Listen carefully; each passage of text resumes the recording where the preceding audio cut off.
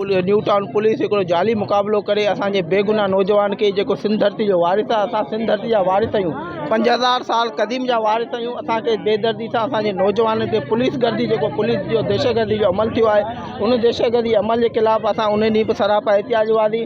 असां एहतियाज कयो, असां SSP इन्वेस्टिगेशन SSP ईस्ट उन्हनि ॻाल्हियूं कयूं ऐं चयो त 24 कलाक जे अंदरि तव्हांजे जेका छोकिरा आहिनि उन्हनि जे ख़िलाफ़ उन्हनि ते जेको पूरो केस दाख़िल आहे उनजी असां इंक्वायरी करे असां उन केस खे ख़त्म कंदासीं ऐं जवाबदार जेके आहिनि उन केस में जेके पुलिस एहलकार आहे उन्हनि खे गिरफ़्तार कंदासीं ऐं तव्हांजी FIR कटी वेंदी।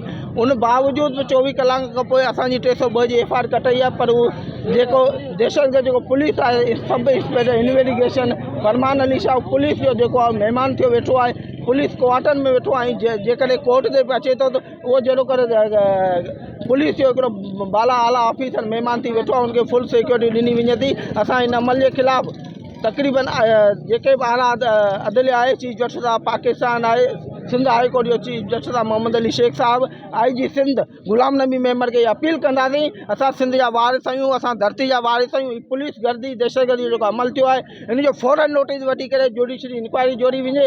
असांजे बेगुनाह नौजवान जेको कूड़ो केस दाख़िल कयो फ़ौरन ख़त्म कयो वञे, न त असां सिंध जा वारिस पंहिंजी धरती जे लाइ मरण जीअण जे लाइ भरपूर एहतियात कंदासीं। असां CM हाउस जे अॻियां बि धरनो हणी सघूं था, असां IG ऑफिस जे अॻियां बि धरनो हणंदासीं ऐं असां बेश्वर एक्शन कमेटी तरफ़ां अगले आचर ते 28 तारीख़ ते कराची प्रेस क्लब जे अॻियां जेको आहे हज़ारें धरती धनी गॾु करे हिन ज़ुल्म ऐं सितम जे ख़िलाफ़ पंहिंजो आवाज़ बुलंद कंदासीं।